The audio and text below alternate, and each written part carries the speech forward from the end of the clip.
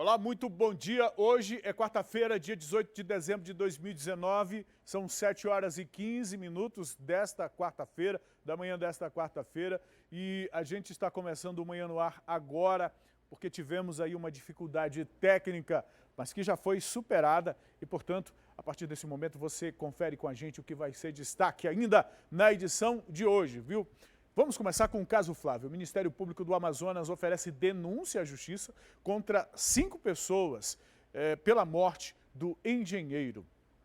O Ministério Público denunciou Eliseu da Paz, Mike Vinícius, Alejandro Valeico por homicídio qualificado, destruição, subtração ou ocultação de cadáver. Paola Valeico por fraude processual e José Edivandro por denunciação caluniosa. Ainda de acordo com denúncia do Ministério Público, não há dúvidas de que Flávio foi agredido dentro da casa de Alejandro. Segundo a denúncia oferecida pelo Ministério Público, não há dúvidas de que as agressões sofridas por Flávio ocorreram dentro da casa de Alejandro, a qual encontrava-se revirada, o que comprovaria a ocorrência de luta entre Flávio, Alejandro e Magno, sendo o filho de Elizabeth Valeico o único que não teria sofrido lesões perfurantes naquela noite. E uma mulher foi morta e enterrada no quintal da própria casa, isso lá no bairro Monte das Oliveiras, na zona norte de Manaus. Eu resolvi ir na delegacia procurar a polícia, chamei ele foi comigo, muito tranquilo, entendeu? Falou que ia me ajudar a procurar ela, e aí foi comigo, nós fizemos o BO tudinho e ele retornou para casa. Vizinhos informaram que o homem deixou a residência onde ele morava com a companheira e levou as 2 filhas do casal. Venezuelano é preso suspeito de participar de esquema financeiro fraudulento. Segundo as autoridades, pelo menos 100 pessoas foram enganadas. O comparsa dele ainda é procurado pela polícia. Nós tínhamos cerca de 10 pessoas nesse caso que foram enganadas. Já apareceram cerca de 30 pessoas. E alguns advogados nos procuraram informando que há em torno de 90 a 100 pessoas em Manaus que foram enganadas. Ou seja, pessoas que depositaram 300 mil, 100 mil e até 1 milhão, acreditando que ele iria trazer dinheiro para eles. Um jovem de 23 anos foi executado com mais de 10 tiros na noite de ontem, dentro da casa dele lá no bairro Compensa. 2 homens realizaram os diversos disparos dentro da residência e atingiram o Ronilson com mais de 10 tiros. Veterinário amazonense é um dos presos pela polícia lá no interior de São Paulo por participar de rinha de animais. No local, os cachorros eram submetidos a procedimentos cruéis. Segundo a polícia paulistana, alguns eram assados e servidos aos participantes do esquema criminoso. Você vai ver ainda, a pesquisa encontra coliformes fecais em alimentos vendidos em terminal de ônibus. Mas é aí que mora o perigo. Esses alimentos podem causar diversas doenças, desde as mais simples até as mais graves. Mas será que as pessoas se preocupam como eles estão sendo feitos e manuseados? Seduc anuncia o calendário de matrículas escolares para o ano que vem. As redes estadual e municipal de ensino vão disponibilizar mais de 190 mil novas vagas aos estudantes. Saúde, vacina contra o HPV tem baixa procura. O vírus é responsável por 99% dos casos de câncer do colo do útero. Economia, saque para quem faz aniversário em novembro e dezembro está disponível a partir de hoje, o saque do FGTS, viu? E no quadro Na Ponta do Lápis nós vamos te mostrar uma ceia econômica e criativa, uma saída alternativa para fugir dos altos preços dos alimentos tradicionais nas festas de fim de ano. O casal foi desafiado a fazer uma ceia com apenas R$100. Será que eles conseguem? Nossa proposta gastronômica foi apresentar para o nosso público uma alternativa, né? Porque sair dessa proteína vermelha da carne e aí nós migrarmos para a gastronomia regional. Tem todos esses assuntos e tem muitos mais, porque você sabe que o seu dia começa aqui, o Manhã no Ar está no ar. Nós só vamos rodar uma vinhetinha, mas já já eu volto com as notícias para você. Vamos para a vinheta, Peixe? Ou a gente segue logo com as informações aqui? Deixa eu chamar essa reportagem aqui. O veterinário André Luiz Sotero Vital é um dos 41 pessoas, faz parte daquele pessoal que foi preso numa rinha de cães em Mariporã, no interior de São Paulo, no último sábado. Ele deve ser demitido da Agência de Defesa Agropecuária e Florestal aqui do estado do Amazonas, a ADAF. Eu vou conversar sobre esse assunto com o nosso repórter, vamos trazer informações ao vivo. Cadê o Leon Furtado? Já está posicionado? Leon, muito bom dia para você, Leon. Leon, qual era o vínculo deste cidadão, deste veterinário, com o órgão de defesa florestal e envolvido, né, nessa rinha de cães aí lá no interior de São Paulo? Por favor, traz as informações para a gente. Pois é, Emanuel, bom dia para você e a todos que estão nos acompanhando no Manhã no Ar nesta quarta-feira. Olha, Emanuel, esse caso que aconteceu no final de semana e repercutiu bastante, principalmente lá no interior do estado de São Paulo, tinha aí como integrante, né, um dos 40 presos que foram, no caso, acusados dessa situação que aconteceu com esses 21 cães que foram resgatados, estava o André Luiz Sotero Vital, como você bem disse.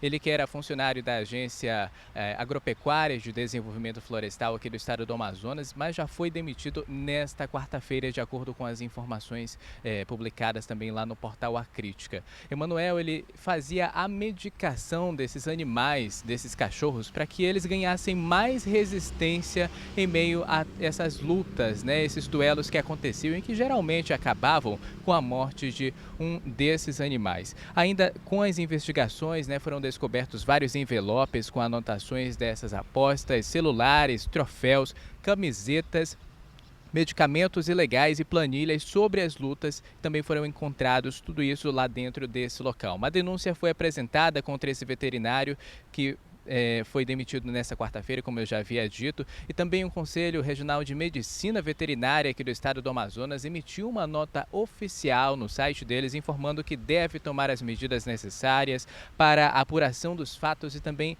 as providências cabíveis no que tange à ética desse profissional, sobretudo em bom nome do sistema responsável por normatizar e fiscalizar o exercício da medicina veterinária em todo o Brasil, Manuel. Então, ao todo, 21 cães foram resgatados em meio a essa operação de rinha de cães que acontecia lá em Mariporã, no interior do estado de São Paulo. De volta com você aí no estúdio. Obrigado, Leon. É uma situação preocupante para a gente sabe que o médico veterinário tem uma conduta ética aí a seguir e imagino que o conselho dessa categoria possa ser que tome algum tipo de providência também. Leon, obrigado. Daqui a pouco a gente volta a conversar com você. Olha, sobre esse assunto, os congressistas também querem enrijecer um pouco mais as penas em relação aos maus tratos de animais, sobretudo de animais domésticos, viu? Vamos acompanhar para ver o que será decidido pelos nossos representantes parlamentares. Nós temos imagem agora do drone, dá para a gente chamar a imagem do drone, o drone da TV A Crítica que está lá sobre a região centro-sul da cidade. Esta é a Avenida Mário Ipiranga, ali próximo à rotatória do Conjunto Eldorado. Vemos ao fundo o prédio da Assembleia Legislativa do Estado do Amazonas e o trânsito que nesta quarta-feira flui. Há muitos veículos na pista, mas o trânsito está fluindo normalmente aqui na Mário Ipiranga. Vamos ver, o Alex vai manobrar o drone para a gente verificar como está na sequência. A gente sabe que nesse trecho o trânsito é um pouco mais complicado justamente por conta do semáforo, por conta do tempo do semáforo, mas o motorista que está vindo da zona norte e da zona oeste da cidade pela Mário Ipiranga, o trânsito está fluindo normal por aí, viu? Olha, a gente perdeu aqui o sinal do drone. Eu espero que não tenha nenhum passarinho tenha atropelado o drone, viu? Meu amigo Alex sempre se preocupa nessa hora e a gente fica preocupado junto com ele. Mas tá, daqui a pouco a gente volta com o drone da TV A Crítica, se tiver tudo bem por lá. Como é, minha diretora? Vamos seguir aqui falando com os casos de polícia, com os casos da área policial, inclusive de ontem à noite. Olha, um jovem de 23 anos foi executado com mais de 10 tiros ontem de noite, dentro da casa onde morava no Beco Ipaz. Isso aí é Compensa, zona oeste de Manaus. O Rafael Tavares esteve lá no local do crime e conta os detalhes desse caso pra gente. Nós estamos aqui no Beco Ipaz, na Compensa, na zona oeste de Manaus, onde um homem identificado como Ronilson Laranhaga da Silva, de 23 anos, foi executado com mais de 10 tiros na noite desta terça-feira. De acordo com os policiais da 8ª Companhia Interativa Comunitária e também da Delegacia Especializada em Homicídios e Sequestros, o homem estava em casa, deitado em uma cama, acompanhado de uma criança. Outras pessoas também estavam na residência, mas em outros cômodos, quando 2 homens aqui por essa região passaram. Entraram por este local e realizaram os diversos disparos dentro da residência e atingiram o Ronilson com mais de 10 tiros. Ainda conforme a polícia, há uma hipótese de que este crime, seja um acerto de contas. Estamos com uma linha de investigação, mas tudo suspeita que seja uma execução mesmo, provavelmente envolvimento de tráfico de drogas, apesar a vítima não ter passagem, mas os autores chegaram gritando, cadê o vagabundo, cadê o vagabundo? E deixaram, pelo que parece, deixaram um recado com uma munição na mão dele. Então, a gente está levantando todas essas informações agora. Ainda conforme a polícia, o Ronilson ele era recente aqui em Manaus. Ele seria natural de Tabatinga e estava na cidade há pelo menos 15 dias. Toda vez que eu vejo esse tipo de execução, provavelmente por acerto de contas, como a gente viu aí nas autoridades, eu lembro muito aquele caso lá do Nova Cidade, em que as pessoas daquela família foram assassinadas, todos muito jovens foram assassinados e nem todos com envolvimento na atividade criminosa. Os criminosos entram, invadem a casa de quem querem, as pessoas envolvidas, e o resultado é isso aqui, viu? É lamentável. Agora, tem outro crime bárbaro aqui, um feminicídio, que chocou moradores lá do bairro Monte das Oliveiras. O corpo de uma mulher que estava desaparecida desde o último dia 11 foi encontrado enterrado no quintal da própria casa dela. O principal suspeito do crime é o marido da vítima. De acordo com informações repassadas pelos policiais da 26ª SICOM, o corpo de uma mulher de 43 anos, identificada como Maria Yolanda Humberto Avelino de Souza, foi encontrado enterrado no quintal da própria residência da vítima, situada aqui na rua Iarapé, no bairro Monte das Oliveiras, zona norte da cidade. Ainda segundo a polícia, Yolanda estava desaparecida desde o dia 11 deste mês e por volta aí de 2h30 da tarde, familiares e também policiais militares encontraram a mulher já sem vida. Até o momento, nós não temos informações a respeito das causas dessa morte. A nossa equipe de reportagem conversou com testemunhas, vizinhos, que nos relataram que Yolanda vivia um relacionamento violento. Que eles brigavam muito, né, e discutiam, e ele era usuário de droga. E quando ela aparecia com dinheiro, ela falava que ele roubava ela, roubava celular, roubava o dinheiro, roubava as coisas. E aí, como eles brigavam muito, eu ficava pensando, meu Deus, eles brigaram. Minha amiga tá esses dias todinho sem eu ver ela, eu tô preocupada, quero ajuda, entrei no Face dela, entendeu? E aí ontem eu resolvi ir na delegacia procurar a polícia, chamei ele foi comigo muito tranquilo, entendeu? Falou que ia me ajudar a procurar ela, e aí foi comigo, nós fizemos o BO tudinho e ele retornou para casa. Vizinhos informaram que o homem deixou a residência onde ele morava com a companheira e levou as 2 filhas do casal, 2 meninas de 2 e 3 anos de idade. Quando ele percebeu que a reportagem veio, ele pegou, sumiu, desapareceu. Os familiares vieram junto também, não? Os familiares apareceram agora às 11h30 da manhã, junto com a filha, né? Vieram, aí eu falei para chamar a polícia para poder a gente arrombar a casa e verificar alguma coisa dentro. Foi quando depararam com a morte dela, né? Agora, policiais civis da Delegacia Especializada em Homicídios e Sequestros devem investigar essa história para descobrir quem é o verdadeiro culpado desse crime. Tem que investigar mesmo, né? Se for esse homem, é muita frieza, né? A gente fala agora sobre mais um desdobramento, esperado inclusive, do caso Flávio Rodrigues. O Ministério Público do Amazonas ofereceu denúncia à Justiça contra 5 pessoas pela morte do engenheiro. A petição de acusação foi encaminhada para a primeira vara do Tribunal do Júri. O promotor de justiça Igor Starli, que foi designado para atuar no caso Flávio, apresentou, junto à primeira vara do Tribunal do Júri da Comarca de Manaus, denúncia em desfavor de Eliseu da Paz, Mike Vinícius, Alejandro Valeico, Paola Valeico e José Edivandro. O documento narra que na noite do dia 29 de setembro, data que o engenheiro Flávio Rodrigues, de 42 anos, foi assassinado, Alejandro, Edivandro e Magno estavam consumindo bebidas alcoólicas e substâncias ilícitas dentro de uma casa que fica em um condomínio de luxo na zona oeste da cidade, a convite do filho da primeira-dama do município.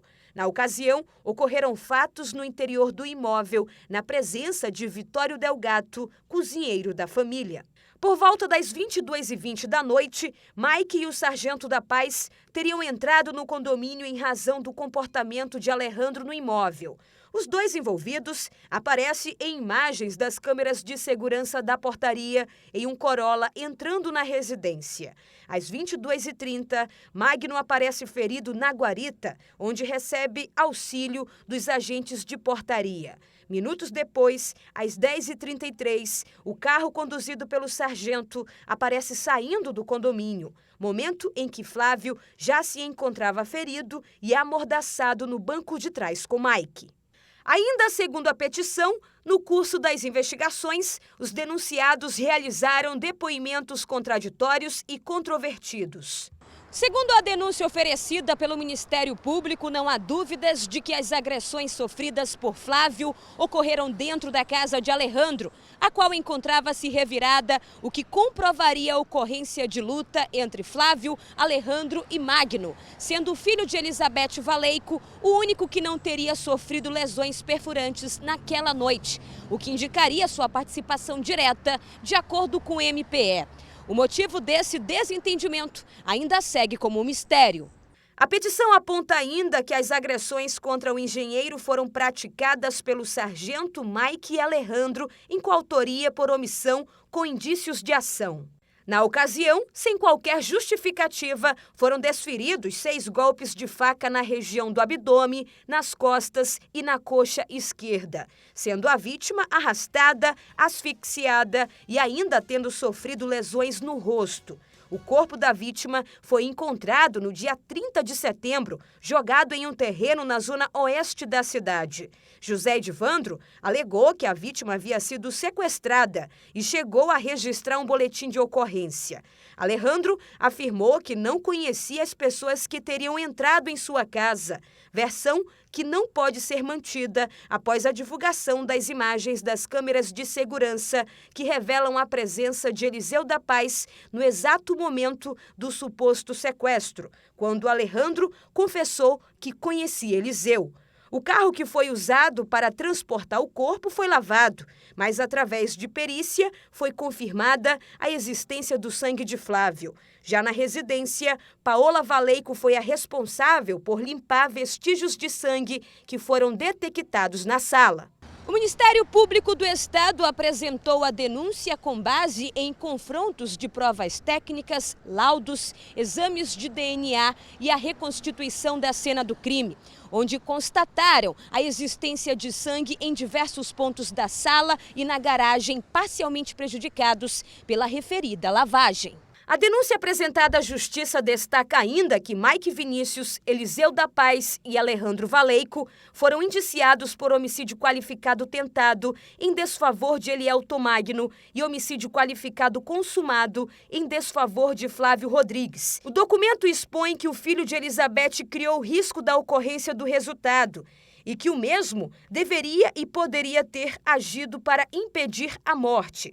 No mesmo contexto, o Ministério Público cita que houve destruição de provas, fugas, notícia falsa, silêncio propositado, inexistência de respostas e questionamentos que levaram ao descabimento da confissão de Mike.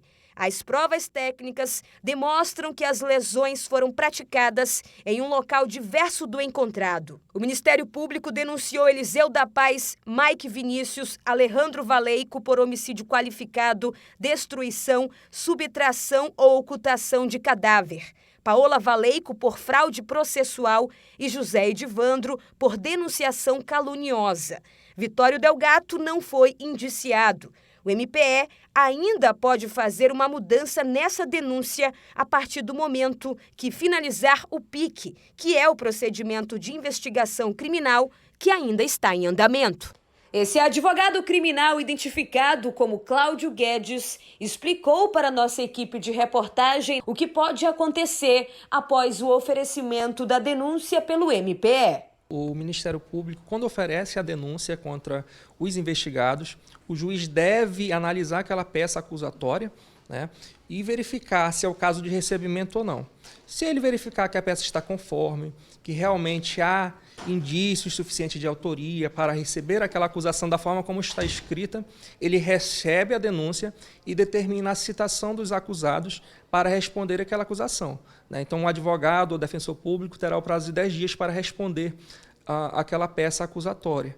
E, nesse prazo, eles podem arrolar testemunhas, oferecer documentos, todas as matérias de defesa podem ser arroladas nesta peça. E é neste momento exato do despacho de recebimento da peça acusatória que eles viram mesmo acusados do processo criminal. A partir de então, eles são réus, né? Antes eles seriam investigados, seriam indiciados, mas a partir de agora, do recebimento da peça acusatória, eles viram réus do processo criminal.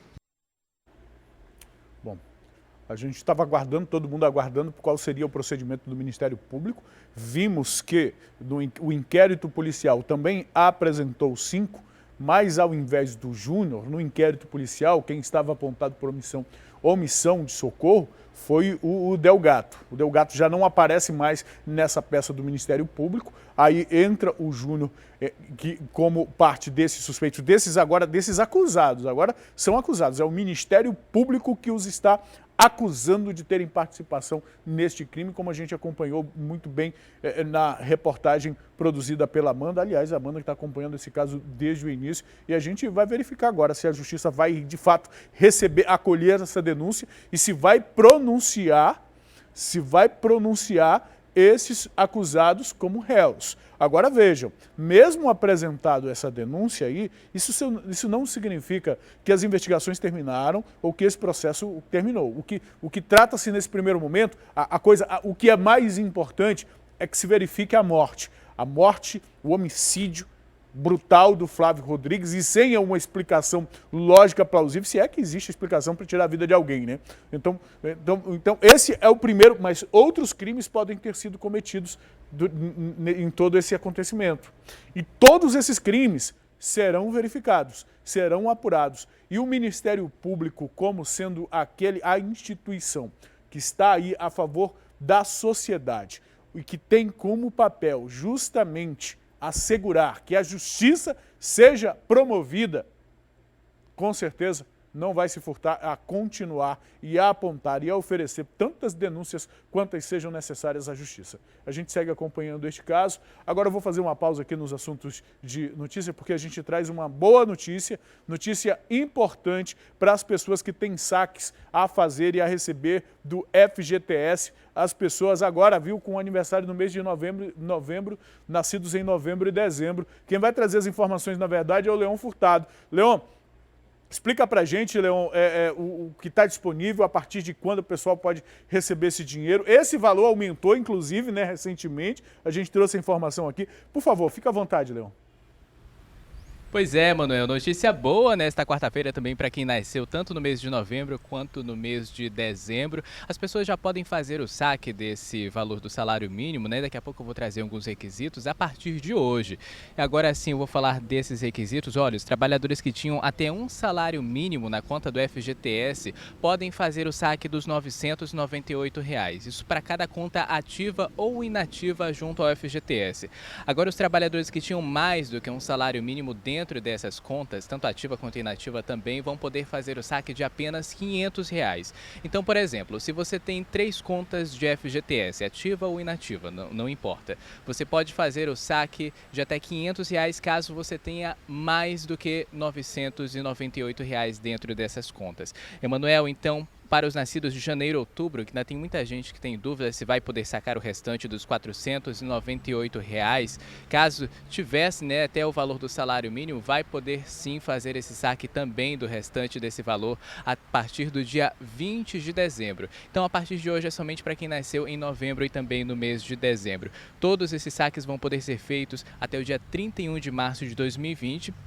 Quem não quiser não precisa sacar, o dinheiro vai continuar na conta do FGTS. Agora, os canais de atendimento, né, as agências também, muitas pessoas vão procurar as casas lotéricas e também tem algumas indicações para isso. Por exemplo, nas casas lotéricas é preciso levar o documento de identidade para você que vai fazer um saque de até R$100. Agora, para quem vai fazer o valor do saque vai fazer, na verdade, um saque no valor do salário mínimo, pode levar aí o documento de identidade, o cartão cidadão e também tem que ter a senha do cartão cidadão para fazer esse saque no valor de R$998. Os atendimentos nos caixas eletrônicos também para quem vai sacar esse valor do salário mínimo vai ter que ser com o cartão cidadão e também com a senha do cartão cidadão. Já nos atendimentos dos correspondentes Caixa, aqui também nas agências Caixa, esse atendimento vai precisar também da apresentação do documento de identidade. Emanuel, de volta aí com você no estúdio. Ok, Leão, muito obrigado. Tá dado aí o recado para as pessoas que têm esse dinheiro para receber.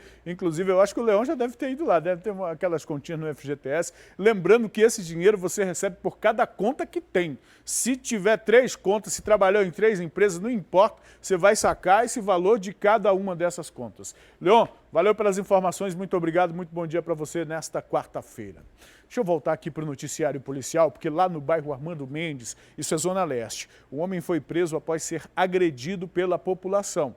É isso mesmo, ele foi agredido e depois foi preso. Sabe por quê? Porque ele é suspeito de bater em uma mulher durante um assalto. Segundo o marido dessa vítima, o suspeito aí, o agredido, é morador daquela área e usou uma faca para ameaçar a vítima, roubar o celular dela. Vamos acompanhar na reportagem. O suspeito, identificado como Edmar Brandão, de 33 anos, cometeu um assalto no bairro Armando Mendes. A dinâmica deste crime teria acontecido da seguinte forma: Edmar estaria com uma faca caminhando pela rua Ouro Branco. No momento que ele percebeu uma mulher, às 10 horas da noite, ele se revelou, se aproximou da vítima e anunciou um assalto. Ele exigiu que essa vítima entregasse o telefone. A mulher, que não teve o nome revelado, se desesperou com a situação e acabou reagindo a esse assalto. O Edmar, revoltado, agrediu a vítima e fugiu com o telefone. A mulher ficou caída na comunidade, ainda chegou a ser socorrida pela população e foi levada para uma unidade hospitalar. Ela ficou bastante machucada, principalmente na região do rosto. Os moradores, revoltados com esse crime, conseguiram o endereço do Edmar. O suspeito foi amarrado em um poste e agredido pelos moradores. Os policiais da 25ª Companhia Interativa Comunitária foram acionados. Os PMs se deslocaram até a comunidade e esse suspeito, que já possui um currículo extenso no mundo do crime, foi preso. Ele foi apresentado aqui no 14º Distrito Integrado de Polícia. A nossa equipe de reportagem conversou com o esposo da vítima, que relatou em riquezas de detalhes como tudo teria acontecido. A minha esposa ia passando lá na rua, ele é morador antigo de lá. E ele pegou uma faca e assaltou minha esposa. Colocou a faca no pescoço dela e assaltou. E aí ela reagiu. E aí ele pegou, bateu, agrediu ela, bateu nela.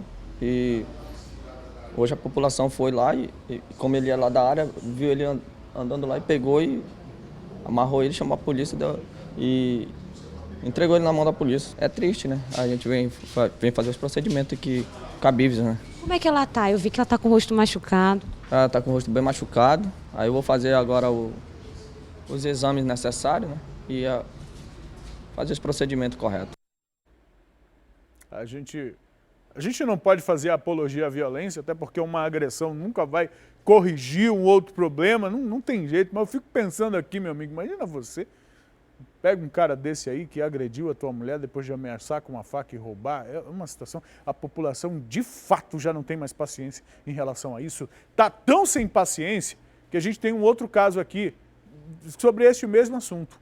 Dessa vez uma jovem de 25 anos, que foi agredida pela população após assaltar um ônibus na Avenida 7 de Setembro, lá no centro da cidade de Manaus. Olha, acompanhada de 2 comparsas, essa suspeita de 19 anos, viu, estava lá no momento do crime, foi presa, e uma terceira pessoa ainda está sendo procurada. Olha a imagem, coloca a imagem em tela cheia para mim, por favor, Piranha. Agredida depois de assaltar ônibus. A população já está sem paciência já está sem paciência, porque nessa hora aí já não é mais uma mulher, já não é mais uma jovem, é uma assaltante, é uma criminosa. É isso que passa na cabeça das pessoas. Vamos assistir a reportagem? Até onde vai a audácia criminosa? Ela vai longe e a gente conta a partir de agora um exemplo disso. Imagina a cena, 5 horas da tarde, coletivo 650 lotado, de repente uma passageira, que na verdade é uma criminosa, se levanta, pede a atenção de todos e anuncia um assalto. Pois é, essa criminosa pediu a atenção de todos, abriu a bolsa, tirou uma arma caseira e repassou para o comparsa dela. Juntamente com eles dois, havia um terceiro integrante. Eles fizeram a limpa em todos os passageiros. E ali, durante o assalto, conversavam entre si. Um falava para o outro, olha, não deixa nada, pega todos os celulares, todas as bolsas. E ali, durante o crime, inclusive, chegaram a ameaçar algumas vítimas, apontando a arma para a cabeça de cada um. Aquela pessoa que demorasse mais para entregar o aparelho era ameaçada. Dessa forma, os criminosos conseguiram pegar uma boa quantia dos passageiros, vários aparelhos celulares. Depois de 2 pontos, assim que anunciaram o tal assalto, eles desceram e ainda ficaram rindo da cara dos passageiros que se tornaram vítimas. O que eles não sabiam era o que estava prestes a acontecer. Quem estava dentro do coletivo começou a gritar para quem estava fora, avisando que ali estavam 3 criminosos que tinham acabado de roubar aquelas vítimas. Pois é, só que as pessoas que estavam do lado de fora ficaram assustadas com a situação e resolveram agir. Começaram a agredir a mulher, que é essa que você vê na imagem. Essa mulher foi identificada como Anne Beatriz Moreira de Assis, de 25 anos de idade. A polícia foi até a ela, conseguiu prendê-la em flagrante, só que não parou por aí. As pessoas que estavam ali apontaram para onde o comparsa dela havia ido, que ele se chama Pedro Lucas Duarte Souza, de 19 anos de idade. Foi nesse momento que a polícia interviu e reagiu. Explica pra gente, tenente, vocês conseguiram chegar até o Pedro Lucas de que forma? Onde ele estava? Eles deslocaram de imediato a rua Isabel, que costuma ser locais em que, após assaltos a ônibus ou a transeúntes, ali nas proximidades da Avenida 7 de Setembro, os infratores deslocam para se esconder no local. Ou seja, o Pedro foi se esconder justamente onde a polícia já sabia. O terceiro integrante aí conseguiu fugir. Agora a Polícia Civil vai investigar essa história, não é mesmo, tenente? Mas em relação a Anne, assim que ela desceu do coletivo, ela foi recepcionada pelas pessoas testemunhas que acompanharam ali esse assalto. Ela chegou a receber atendimento médico e a gente percebe que ela ficou bastante machucada. Sim, sim. A levamos ao SPA do São Raimundo para atendimento médico. O que vocês conseguiram recuperar depois desse assalto frustrado? 5 celulares, uma quantia de R$ 1.456. Da cobradora também foi levado um valor que a mesma não soube identificar o mesmo. Ela foi a responsável por pegar ali todos os pertences das vítimas. Ela guardava objeto por objeto enquanto o comparsa dela apontava a arma para a cabeça das vítimas. Agora, a Polícia Civil vai continuar a investigar essa história para chegar até o comparsa desses 2 criminosos que anunciaram esse assalto em plena luz do dia no centro da cidade por volta das 5 horas da tarde em um coletivo lotado. É preciso ter muito cuidado, principalmente nesse período que as pessoas estão indo para o centro da cidade fazer algum tipo de compra. Tem criminoso só de olho, mas dentro dos ônibus do transporte coletivo, esses crimes acontecem independente do período, independente da área, da data em que nós estamos. É um comportamento rotineiro, frequente, comum desses criminosos. E você viu no relato aí que a Mayara trouxe, com base nas informações que coletou da polícia, quando desceram do ônibus ficaram rindo das pessoas. É muito perigoso esse negócio do pega-ladrão, viu? É muito perigoso esse negócio do pega-ladrão. Neste caso, os identificados efetivamente participaram deste crime. A polícia encontrou a materialidade do crime lá, os celulares, o dinheiro que eles tiraram do ônibus. Mas esse negócio de pega-ladrão, por exemplo, já deixou vítimas. Lá no Valparaíso, um adolescente que foi morto porque alguém disse pega-ladrão e ele foi linchado ali de uma maneira que não deveria. É muito perigoso, mas revela justamente essa condição da população. Está dentro do ônibus sendo ameaçado. E ali, se não bastasse lá os criminosos, que a gente via, era muito comum, só os homens, agora as mulheres participando, juntando celulares. Uma coisa absurda, a população se defende como pode. E esse não foi o único caso, não, viu? Os passageiros do transporte coletivo continuam sendo vítimas desse tipo de roubos aqui na capital. Lá no Terminal 5, no São José, uma mulher teve o celular furtado dentro do ônibus, lá o ônibus da linha 600. Felizmente, esse suspeito foi preso. Quem nunca passou por um constrangimento ou risco dentro do ônibus do transporte público? Geralmente, muitos assaltos são registrados nos coletivos da cidade. Criminosos que utilizam esse transporte para aterrorizar a população e ganhar um dinheiro fácil. Mas a Polícia Militar tem trabalhado para coibir essa modalidade praticada por suspeitos. Um homem de 56 anos, identificado como Carlos Lima, foi preso pela Polícia Militar na linha 600, no Terminal 5, que fica no bairro São José. Esse homem que está aparecendo na imagem furtou um telefone de uma mulher, mas a Polícia Militar conseguiu ali frustrar essa ação criminosa. Exatamente. A Polícia Militar está realizando nesse final de ano aí a Operação Natal da Paz, né, que busca aí dar maior visibilidade ao policiamento em locais bastante movimentados. Nesse caso aí o Terminal 5, havia uma viatura que, quando percebeu a movimentação, né, da população que solicitava ali um atendimento, foi ao local e constatou que havia um elemento que tinha furtado um celular no interior do ônibus. Então ele foi detido e conduzido com a vítima até a delegacia. A vítima reconheceu ele? Reconheceu ele e o celular, né, que estava com ele. Nesse período do ano, muitos casos são registrados nos coletivos da cidade, mas a polícia já está atuando e fica também um alerta para a população. Exatamente. A gente orienta a população aí que fique atento aos seus pertences, né, colocando bolsa na frente, evitando de estar mostrando o celular, né, dentro do coletivo, para que não desperte a atenção dessas pessoas que vão justamente no interior do ônibus já com essa intenção de cometer furtos, né? Esse monitoramento da Polícia Militar, tenente, deve acontecer em todos os terminais da cidade? Exatamente, não só nos terminais, mas em diversas áreas com intensa movimentação, né, por conta do comércio também de fim de ano. Dessa vez, essa ação criminosa que foi provavelmente bem arquitetada pelo Carlos Lima não deu certo. Ele foi preso pela Polícia Militar e o telefone da vítima foi recuperado. O bandido deve responder pelo furto. Fico pensando que um senhor desse pode ser pai, avô, talvez bisavô, e aparecer... A questão não é nem aparecer na televisão. A questão, de fato, é cometer o ato, cometer o furto. Que falta de vergonha na cara. Alguém nessa idade já deve ter tido experiências da vida inteira, experiências que demonstram o que é correto, o que é justo, o que tem honra, o que se deve fazer.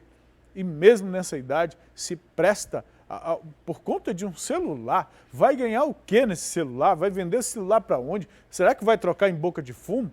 Vai trocar com receptador? Pelo amor de Deus, meu senhor, não faça isso.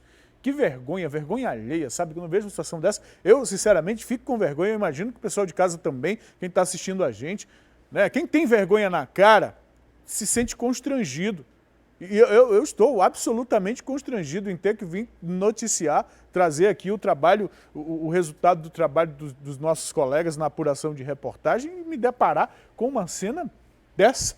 E aparentemente trabalha, parece que tem um crachá aqui, para a gente borra a imagem para não identificar a imagem da empresa, que não tem nada a ver, né, com a postura dele, mas é absolutamente vergonhosa uma postura como essa, viu? Olha, a gente tem informação aqui sobre a segunda fase da Operação Sétimo Círculo, operação realizada pela Polícia Federal. Segunda fase dessa operação, a primeira fase foi lá em Santa Catarina, cumprida em Santa Catarina, e essa segunda fase deflagrada aqui no estado do Amazonas e também no estado da Bahia.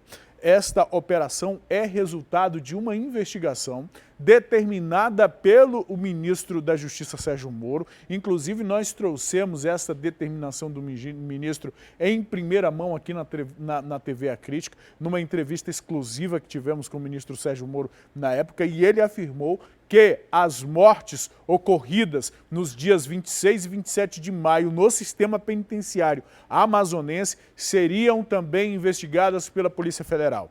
E nós estamos diante da segunda fase da operação, que é resultado dessa investigação, que apura o tráfico internacional de drogas, que apura os mandantes, quem são os mandantes, e investiga como é que aconteceram essas mortes, a cadeia de comando, quem foi que deu ordem para isso e para aquilo. Pois bem, essa operação está sendo deflagrada, está acontecendo hoje, e você acompanha mais informações, talvez ainda nessa edição do Manhã no Ar e ao longo de toda a nossa programação aqui na TV A Crítica. Meus amigos, nós sempre trazemos aqui, principalmente da área policial, muita informação sobre casos de roubos, de furtos, e sempre que a polícia faz alguma investigação e que mostra toda essa cadeia, mostra que do outro lado, de um lado tem o criminoso que faz abordagem, bota a arma na cara das pessoas, que leva os bens dos trabalhadores, do outro lado tem gente que recebe o material furtado e que vende para um consumidor. E a reportagem que a gente vai trazer aqui é o que acontece quando as pessoas compram produtos sem se preocupar com a origem. Exatamente. Olha só, o batalhão de trânsito fez blitz na Zona Norte e prendeu um homem com uma moto com a numeração do chassi adulterado. Adulterado. Para você ver, ainda mais se tratando de veículos, aí que você tem que ter cuidado mesmo. O Rafael Tavares tem os detalhes deste caso.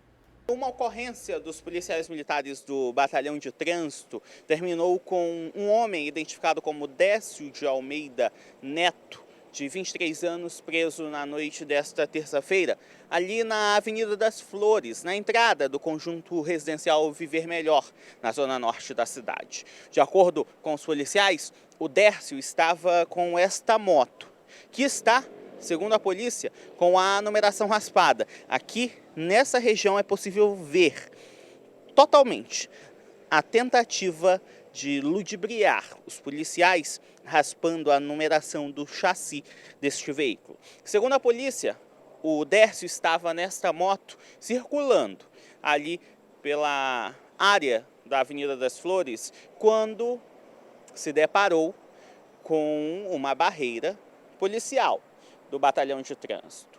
Ao mostrar o documento da moto, foi verificado o chassi da moto com sinais de adulteração, né? E perguntando mesmo onde foi comprada a moto, falou que foi no EDX. Entendeu? O Batalhão de Trânsito, a Polícia Militar alerta os senhores, não compre moto sem procedência, ainda mais sem documento. O cidadão falou que não tinha documento, foi atrás de um despachante que tirou uma segunda via por ele. Duvide do moto sem documento, entendeu? Procure o proprietário, se não tiver o DUT, não compre, porque senão vai acabar se enrolando. Essa moto agora está apreendida. Vai caber aí aos policiais encontrar os verdadeiros donos deste veículo. O Dércio foi trazido até o 6º Distrito Integrado de Polícia, onde está sendo apresentado aos policiais civis. É mais um trabalho dos policiais militares do Batalhão de Trânsito, tirando aí de circulação veículos adulterados, que possivelmente são furtos, ou melhor, são frutos de furtos pela cidade. Às vezes são frutos de assaltos, né? Assaltos que deixam vítimas traumatizadas ainda. A gente continua falando dos casos de polícia. Um venezuelano de 41 anos foi preso e o sócio dele segue sendo procurado pela Polícia Civil. Eles são suspeitos de participarem de um esquema de pirâmide financeira. Agora, não é qualquer pirâmide não, viu? De acordo com as autoridades, pelo menos 100 pessoas foram enganadas após investirem dinheiro com essa dupla, que atuaria com criptomoedas. Vamos acompanhar na reportagem. Rodrigo Martins Salazar, de 41 anos, foi preso na Avenida Alasca, no bairro Ponta Negra, na zona oeste de Manaus, em um condomínio de luxo. Ele é suspeito de estelionato e também trabalhava aí nesse mercado da pirâmide financeira, onde vitimou aí mais de 100 pessoas em um desvio de 5 milhões de reais. Ele atuava com um sócio identificado como André Luiz Ataíde, que já está sendo procurado pelos policiais da Delegacia Especializada em Roubos, Furtos e Defraudações. Eles trabalhavam aí na venda de criptomoedas e prometiam às vítimas aí que eles ganhariam em dobro em cima disso, não é mesmo, doutor? Eles chegavam para as pessoas e ofereciam investimentos em criptomoedas. Veja, cada investimento ele tem o seu risco. Existem investimentos de alto risco. O problema é que eles não passavam essa informação. Nós tivemos acesso ao contrato padrão deles e não mencionava nada em perdas. Dizia claramente lá, você investe o valor, 30 mil, 100 mil, você ganha 5% todos os sábados. E ao final de um ano você tem direito de resgatar. Essa é a informação errônea, porque isso confunde a cabeça do cliente, confunde a cabeça do investidor. Ele acaba entregando seu dinheiro achando que não há riscos, e há riscos. Como ele mesmo chegou a assumir, ele chegou a perder, por abaixo, que ele falou, a baixa dos bitcoins, cerca de 1.800.000 só em questão de um mês. Então, esse dinheiro não era um dinheiro dele, era um dinheiro de pessoas. Ele tinha que ter, no mínimo, a responsabilidade de informar essas pessoas que elas poderiam perder valores. Então, uma pessoa, às vezes, vende seu carro, vende sua casa, pega dinheiro emprestado em banco e coloca nas mãos dele, acreditando que vai ganhar. Há 2 meses eles não estavam pagando essas pessoas, essas vítimas. Qual era a desculpa que eles davam a essas pessoas? Bom, eles falaram que tinham que atualizar, porque as pessoas acompanham, através de um aplicativo nos seus celulares, o rendimento do seu dinheiro. E também informam contas para receber os valores. Eles disseram que eles tinham que atualizar. Como eles tinham que atualizar essa plataforma, eles pediram uma semana. Depois pediram outra semana e foram ganhando tempo. Depois começaram a reunir, disseram que estavam com problemas, uma baixa no mercado, aquele discurso perfeito e jogando para frente. E aí foi quando as vítimas, nas últimas 2 semanas, começaram a nos procurar, narrando fatos, narrando o crime. Dessa forma, nós percebemos que havia risco de eles fugirem do país e, sendo assim, agimos peticionando junto ao Poder Judiciário pela decretação da prisão preventiva de ambos. O Rodrigo Martins, de 41 anos, é venezuelano. Esse era o sócio dele que está sendo procurado pela polícia, o André Luiz Ataíde Gomes. Ele era sócio do Rodrigo, eles trabalhavam nesse mercado financeiro. O Rodrigo, então, negou aqui que estava querendo enganar essas vítimas, inclusive disse que vai pagar todas essas pessoas que participavam aí dessa pirâmide. É possível que mais vítimas compareçam à delegacia? Sim, nós estamos recebendo desde ontem, nós tínhamos cerca de 10 pessoas nesse caso que foram enganadas. De ontem para hoje, já apareceram cerca de 30 pessoas. E alguns advogados nos procuraram informando que há em torno de 90 a 100 pessoas em Manaus que foram enganadas, ou seja, pessoas que depositaram 300 mil, 100 mil e até 1 milhão, acreditando que ele, pela sua expertise, iria trazer dinheiro para eles, faltando a verdade, burlando a boa-fé dessas pessoas, sem mencionar elas que elas poderiam também perder todo esse dinheiro. Durante a prisão de Rodrigo Martins na casa dele, a polícia também apreendeu esses 3 veículos de luxo, essa S10, esse Fiat Toro e também esse Jeep, possivelmente comprados com o dinheiro dessas vítimas. Agora a polícia tenta localizar André Luiz Ataíde Gomes, que está sendo procurado pela polícia. Se você souber informações sobre este homem, você pode entrar em contato com a polícia através do 181 ou também através do 190. A sua identidade será mantida em total sigilo. Olha, a gente aproveita para fazer esse reforço aí. André Luiz Ataíde Gomes está sendo procurado, portanto, aí pela polícia. Se você tiver qualquer informação, pode entrar em contato com a equipe de investigação lá do 19º Distrito Integrado ou ligar pelos telefones 181 ou 190. Não é preciso se identificar, apenas dizer para a polícia onde André Luiz está escondido. Vamos mostrar a participação do nosso telespectador? Vamos lá, por favor? É por meio do nosso WhatsApp. Dá para a gente mostrar ou deu um probleminha aqui na nossa técnica? Vamos ver se a gente consegue trazer? A gente vai já trazer aqui, deixa eu lembrar o nosso telefone, 99291-2167, é o número do nosso WhatsApp, que você pode interagir com a gente, está aí na sua tela o nosso telefone para as pessoas. Já a gente volta com a interação, vamos fazer um intervalo então, tomar um cafezinho, beber uma água, mas daqui a pouco, depois do intervalo, a gente mostra uma pesquisa que aponta redução nos casos de malária aqui no estado do Amazonas. E ainda falando sobre saúde, você vai ver que a vacina contra o HPV tem baixa procura. E olha o detalhe, hein? Que não é um detalhe, é uma informação fundamental. Esse vírus é responsável por 99% dos casos de câncer do colo do útero. E ainda, você costuma comer em terminais de ônibus ou na rua? Cuidado, uma pesquisa aponta coliformes fecais em alimentos vendidos em terminais por aí. Durante o levantamento de Noemi Tamborini, foi constatado que de cada 7 banquinhas de churrasco em um terminal localizado na zona leste da cidade, em 6, as carnes vendidas estavam infectadas com coliformes fecais.